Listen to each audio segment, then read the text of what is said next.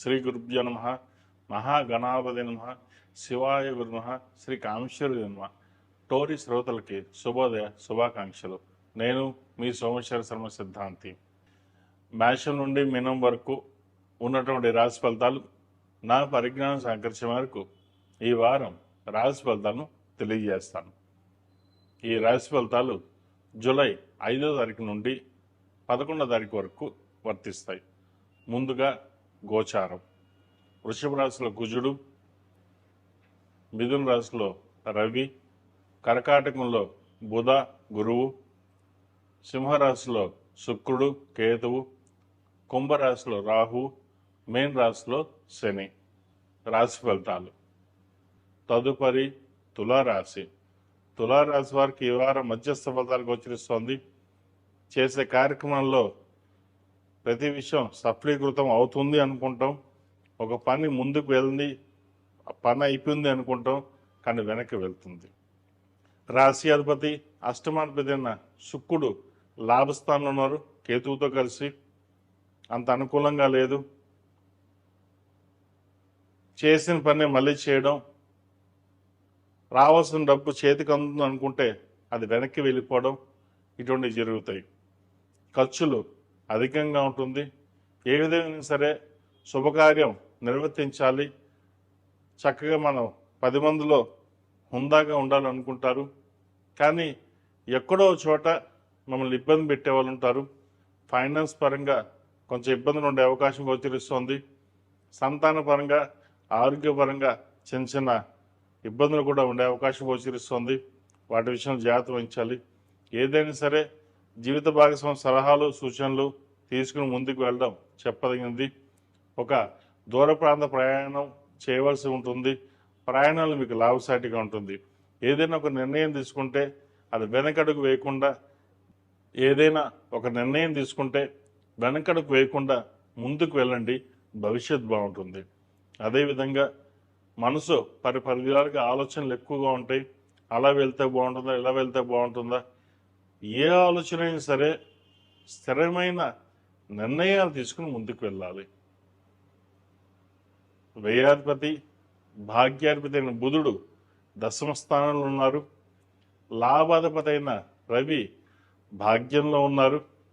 సింహానికి ఉన్నంత బలం మీకు ఉంటుంది, కానీ దాన్ని ఉపయోగించరు.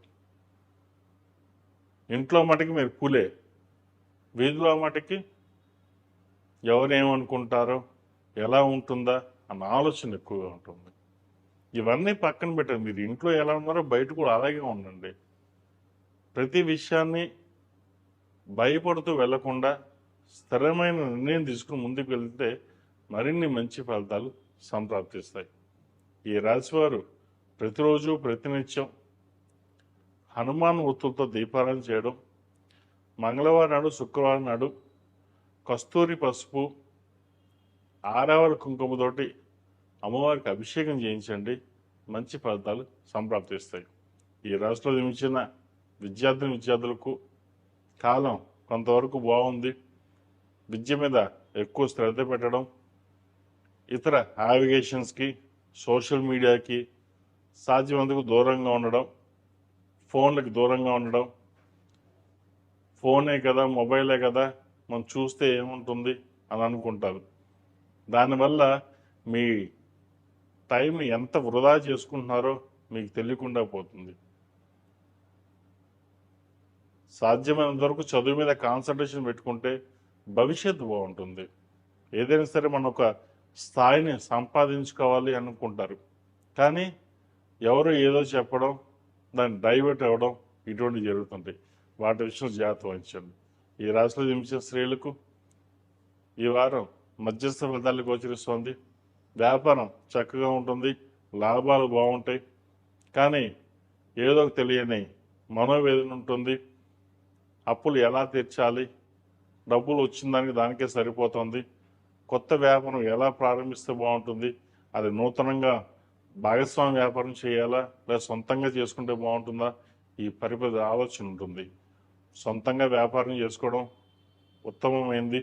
అయితే ప్రస్తుత కాలంలో మటుకి ఉన్న వ్యాపారాన్ని రన్ చేసుకోవడం చెప్పదగినది. ఎక్కువ ఇన్వెస్ట్మెంట్ లేకుండా తక్కువ ఇన్వెస్ట్మెంట్ తోటి ముందుకు వెళ్ళండి, మంచి లాభాలు పొందగలుగుతారు.